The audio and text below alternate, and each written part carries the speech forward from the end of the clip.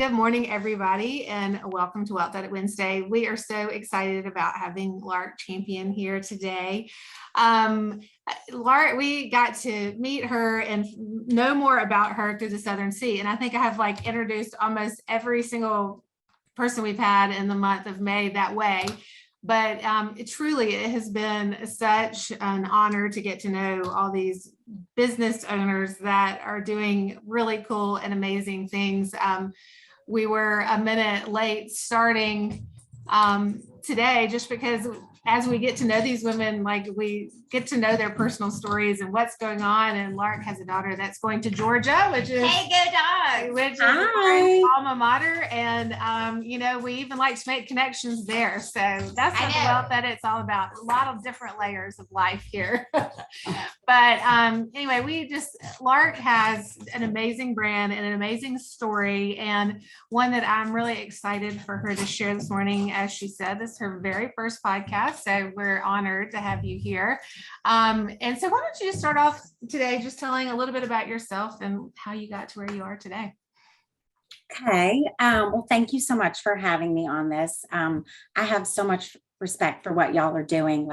From the very beginning, I don't remember who introduced me, but I was like, wow, I love what they're doing and I love the way you're doing it. So I'm Lark Champion. I'm the founder and owner of Larkin Lane, and I partner with textile artisans in countries such as Haiti, Guatemala, Kyrgyzstan, Uzbekistan, Ukraine, Mexico, and others. And together we combine their ancient textile craftsmanship with a chic and modern aesthetic and create apparel, accessories, and home decor and bring it to a larger marketplace with the ultimate goal, or I like to say our happy mission, to preserve textile traditions and the dignified employment of global artisans.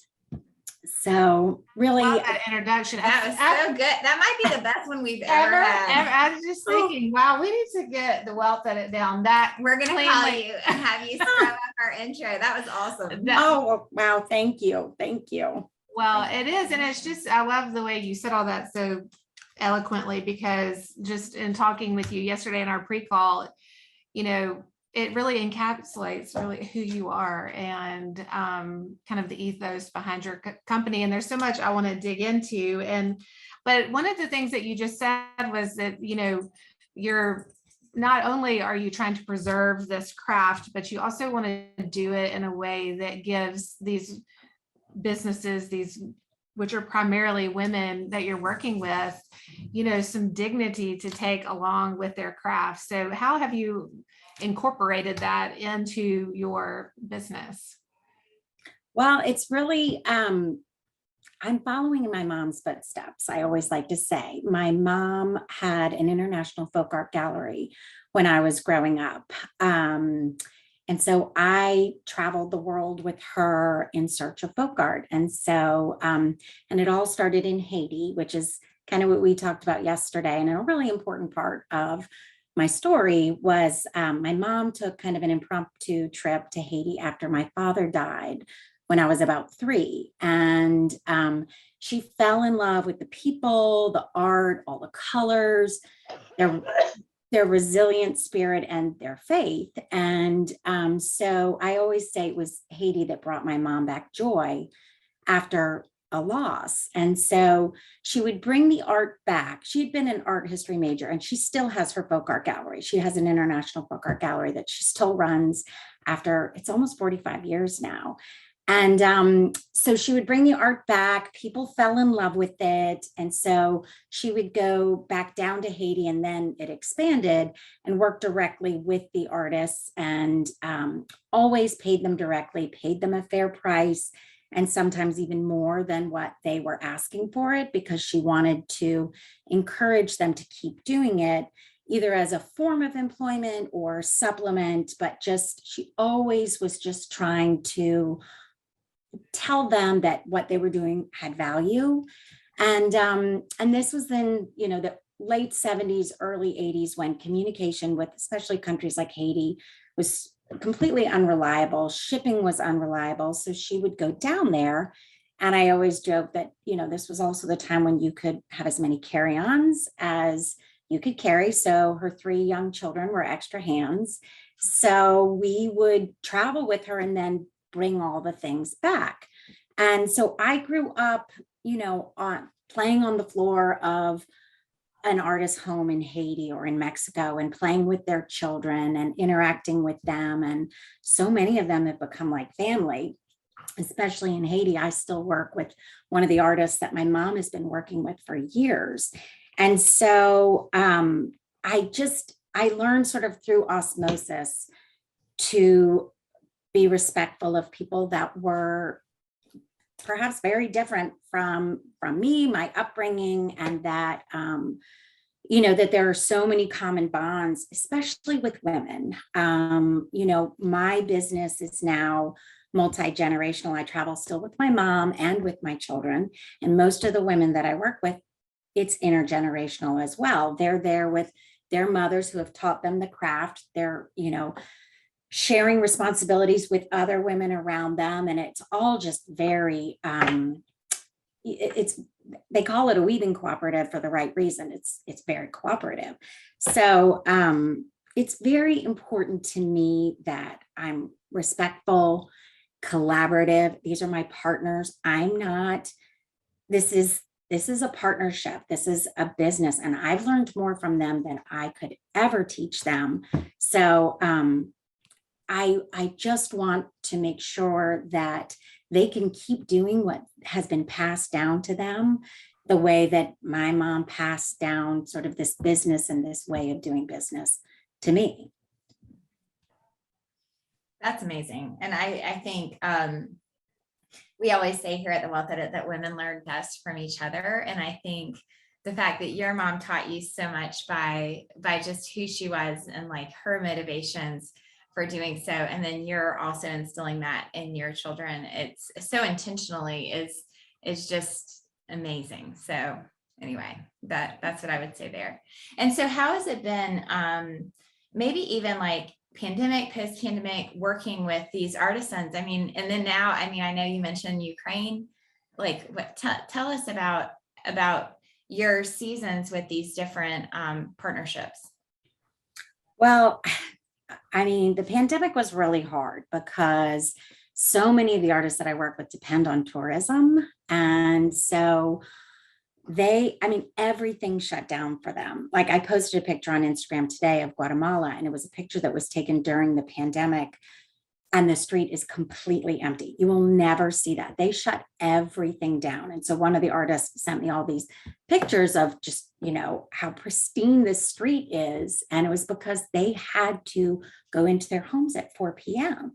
So many of the people that I work with lost family members, they lost businesses, they lost their places of business.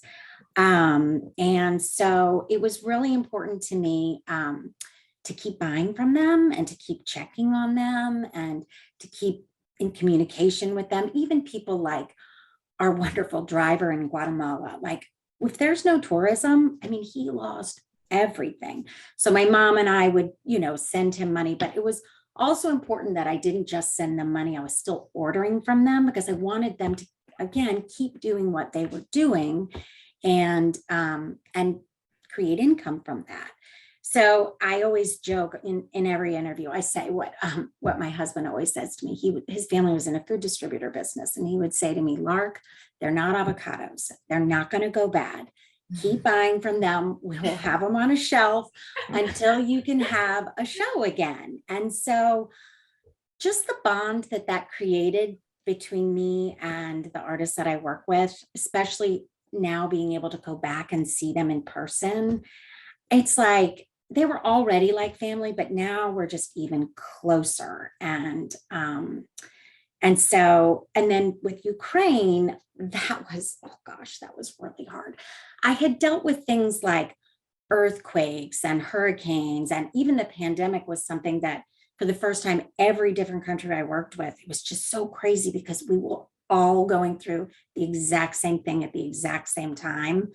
So that was just crazy. But then in Ukraine, I had actually just placed a big order from my partner, Natalie, and I was having a show and I was like, you know what, why don't we just go ahead and rush this order? And literally the day that everything came in was the day that they were attacked. And I was texting back and forth with her and I was like, Are they okay? she's fine. She's Okay. fine. She and her family are actually fine. But I was like, please leave the city. And she's like, no, my father has cancer. I'm not leaving. So she just stayed. And we did a fundraiser through Larkin Lane. I couldn't get anything from her. So my local seamstress and embroiderer, who's very talented in embroidery, she embroidered these beautiful barrettes with a sunflower on them, because I thought it would be a good sort of outward symbol of our solidarity. So we raised money for them in that way. And I just checked in with her every day. And, she would send me pictures of things that they had gathered for their local brigade. And, in the same photo of like night vision goggles, like right next to it was formula and diapers that they were taking to, the bomb shelters. So it was really, it just felt so close. But I'm about to send out a big email, but in the past week, she's told me that she's finally able to get back to her studio and she's going to be able to ship more items. So I'm so excited. I'm so thrilled. And I do not have my finger on the pulse of, exactly what's happening politically there. But for me, from a personal standpoint, to know that she can get back to doing what she loves to do and some sense of normalcy, and that I can continue to support her in that way it's just huge. I love that. And, I think about as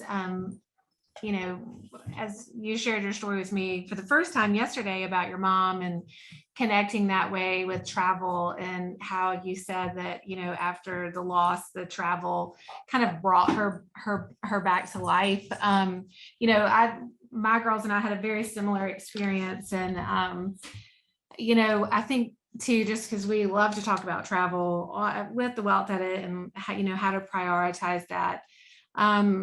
It really is such a unique thing, and especially what you were just sharing about all these different women in all these different countries, the bonds that are formed just by connecting and hearing other stories and getting a glimpse into other worlds and other cultures, like how there's just I think it expands your worldview, but it also helps you like put into proper place like what's going on in your own life in some way. I'm not good at articulating that, but I always say, I think after tragedies or after real like hurt or loss, there's something that's so therapeutic about that.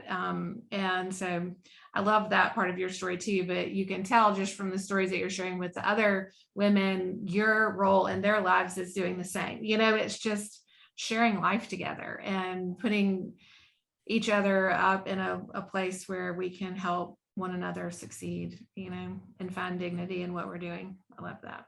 Well, I mean, there are just so many, common bonds that, not to leave men out, but as women, I'll never forget this one trip to, it was in the highlands of Mexico, and we went to a weaving co-op, and,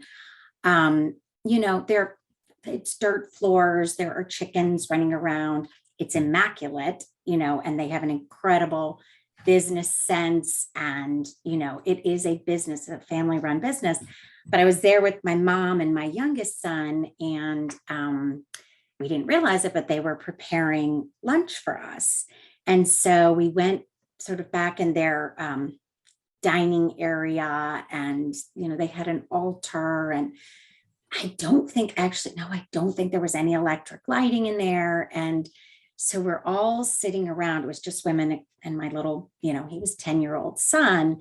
And it was all different generations. It was grandmothers, mothers, daughters. And then this one woman she had just had a baby and she was nursing. And so, we have very different lives, but the conversation ended up centering on like, how is your pregnancy? How is your labor? These universal things. And, by the end of the lunch, it was like we were old friends and we had had so many experiences in common through being moms and daughters and business owners. Sorry, I took some water at the same time. Well, it's interesting too, with your son coming along. We just interviewed last week the founder of Caroline's Cakes, who we also met at the Southern Sea. And he said, this is very much still a female-owned company, and everything I've learned in business, I've learned from a strong female. So I think the lessons that you're giving your son are just amazing too. So how do your kids, like through the lens through which they look, how do they share with you about business and Larkin Lane, and kind of like, what is their take on that? I give them a lot more credit than I give myself. When I was their age, I was not as, I have to totally admit, I was not as generous with my mom as my kids are with me. And maybe it's because I waited a little bit longer. I, was kind of a stay-at-home mom with doing interior design on the side for 15 years. But I'm always asking them, like, do you want me to pull back? Am I gone too much? I have that mom guilt that so many of us have. And my kids, I give them a lot of credit. They just love what I'm doing. And they have a lot of pride in it. Like if my daughter will go to school and see someone wearing something Larkin Lane, she's so proud. And they do love the experiences. Like when we go to Guatemala, we either collect t-shirts or baseball caps. And like one of my favorite pictures of my son, I always tell this story, was we collected these t-shirts for this weaving co-op where they recycle t-shirts and then they make these beautiful rugs. And it was in this very remote village up this hill. We had to take a boat to get there. And I have this picture of my oldest son with this big, bright pink and white scout bag full of t-shirts. And he's like carrying it up this cobblestone street. And he kept saying, Mom, why didn't we just ship this? Why didn't we just ship this? And I just had this feeling like, no, he needs to have that physical memory of bringing something to these people and seeing what they do with it.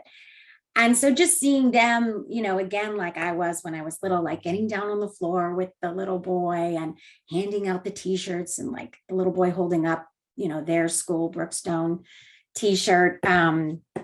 It's wonderful. And even though they will roll their eyes, like my youngest is the one who kind of gets stuck with traveling with me the most because he doesn't drive. He'll be like, oh my God, we're going to Guatemala again. Oh, we're going to Mexico again. And I'm like, I did the same thing when I was your age. And I have based my entire life on those experiences. So they do help me. I will say, like my son the other day, I had an Excel spreadsheet pulled up and he's studying business at Auburn. He's like, oh, Mom, do you want me to help you on that? And my daughter has an incredible sense of color and design. And then my youngest one just keeps me laughing. Yeah. Well, and I love that you said that you asked them, because I am always very open with my girls, especially kind of having had a period of time where I was at home with them and then going back into the workforce and kind of gradually ramping up my time there. Every time I feel guilt, like I've decided I'm just going to start asking them, because usually they like make me feel 1,000 times better rather than worse. I mean, I'll say, are y'all sure you don't, finally I asked my 15-year-old comes home from school, she walks home, and usually there's a lot of, I do think the Lord has been good in this. There's a lot of other moms at work. And so all the girls, they walk and will sit at my house until everybody kind of gets picked up, which has been a huge blessing because she's not there by herself. But I said, are you sure you're okay with, going home and being by yourself for a little bit? And she said, Mom, I hate to tell you this, but that's my favorite time of the day. Oh, I love it. And I love it. And then all of a sudden I was like, okay, I'm going to kind of let that go. I mean, obviously there's some times where I feel like I need to be there and just be, do a little FaceTime, but for the most part, that's her favorite time of the day. And all of a sudden I'm like, wow, that they are, it's sweet kids. And I do think it helps when they know what you're doing and why you're doing it, to like include them in that part of your life. I think that somehow helps them feel like they're not on an island. We're in the center of the universe. Yeah. Which I think Yeah. also like, That is so true. you know, Well- for kids to see something greater than them, like a mission and vision greater than themselves, I think honestly creates safety. I agree. Well, and I think mom guilt, I always say, like, I look at the women that I work with, especially in Guatemala and Mexico, there is no such thing as mom guilt for them. They look at working as a form of love because they're providing for their children, and there's really no alternative. So they don't waste time thinking about it. And they've created structures like in Uzbekistan too. They are, it's a village where each family takes a different part of the silky cut process, but the women have, the backstrap loom or the foot loom within their homes. And so it's structured in a way that they can do that in their home while caring for their children. And same thing, in the markets in Guatemala, one woman will be like doing the negotiating while another woman is holding, the baby on her hip. And you never know whose child is whose either, because they're all just helping each other. So I think the mom guilt, I do think it's sort of innate, but I also think that it's something that we kind of let ourselves feel because we have other choices. And it's wonderful that some of us have other choices, but I think if there's no other alternative, I think sometimes I need to learn from women who just don't waste time on that. Well, and one of the things we talked about yesterday, and I'd love to hear more about, is how, you've said you've learned more from them than probably they even have from you, but you've also gotten some good financial advice from these women in these different cultures. Yes. Well, I always tell this funny story about my friend Ruth in Guatemala. It was the first time I had brought my children to Guatemala. And I remember we, just got to sort of the main part of the city, and this woman came running up to me saying, hello, my name is Ruth. You're my friend. What's your name? I'm like, I'm Lark. And she starts calling me Clark. So Clark. And we didn't even have any quetzals yet, any of the local currency. And I was like, I'm going to go get money, and then I will see you, and I will definitely buy something from you. Well, I didn't end up seeing her that day. And so I figured I probably won't run into her again because there are so many markets. And but a few days later, we're in another market, and this woman comes running up to me, Clark, my friend, it's Ruth, your friend. Oh, Clark, come here, you need to buy from me. And so we start talking, and she keeps calling me Clark. And then, so I'm, asking her the price of something. And then my mom is a negotiator. My mom will always say, you think we can get a better price on that? And so we say that, and then Ruth puts her arm around me and she goes, oh, Clark, you are my friend, but business is business. And so I always remember that when I'm, because I have to make my business sustainable. I'm not helping anyone if I can't keep this business running. So whenever I'm thinking like, oh, I should, give my friend this bigger discount, I think of Ruth and try to remember to be, responsible with this business and with keeping it running. But then there's one other story that I also always think of that just reminds me of to be grateful for business and for income.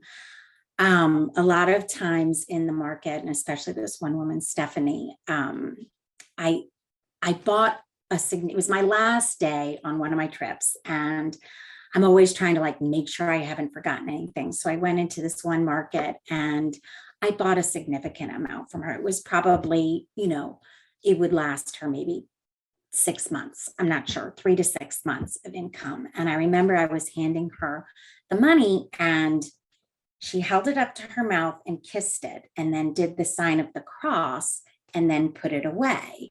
And she said, I'm Catholic. She said a little prayer.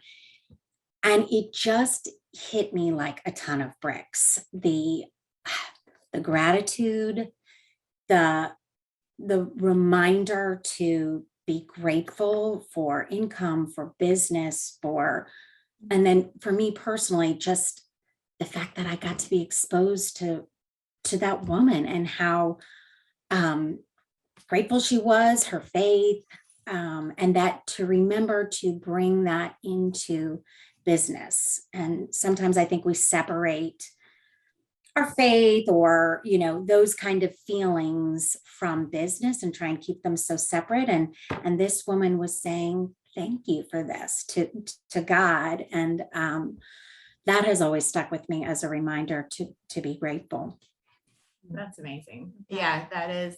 It's if you are a person of faith, it's almost like the world tells us to separate those two things, but you can't, because your values really dictate your business and how you serve others and how you do business.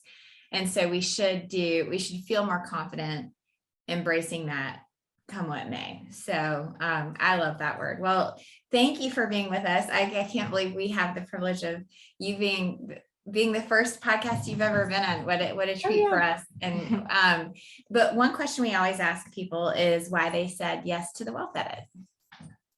Knew you were going to ask that because I binge listened all your episodes. Well, first of all, it's because I just have so much respect for what y'all are doing. And I think it's so important.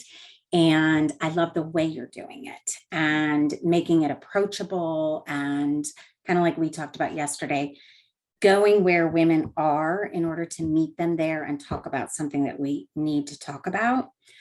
But I also love the way you're doing it. Like your guidebook, it's beautiful. It makes me want to look at it and do numbers. Like that's huge. I don't know of anyone else doing that. So it kind of reminded me of, I've listened to every interview of Sarah Blakely, and I love what she said about how she was trying to bring like a feminine energy to like the masculine way of looking at business at war, and how she was determined to prove that that could be a successful strategy. And I think we can all agree she proved that. She did. So I love the way that you're doing it. But then we shared yesterday on a personal level, when I did start listening to your podcast and I heard Emily's story, it hit home because my mom was a widow at the age of 28. And she was always very good with money. And but I wasn't. And about 12 years ago, I got a call from the hospital that my husband had been in a really bad car accident. He's fine, but at the time, they said, are you related to Hunter Champion? He's going into surgery now. And we didn't know if he was going to make it. And I had 3 young children, a mortgage. I remember thinking to myself, I don't know where our savings are. I don't know how to get to our savings. Like I just had this moment where I remember exactly where I was. And I remember being on the phone with my mom saying, if this happens, I can do this, Mom, right? You did this. She said, Lark, you can do this. But it changed forever the way that I looked at money and the way the responsibility that I felt that I needed to take and not just leave on my husband. So it really did. It changed me, and it changed the way that I feel like I should have financial literacy.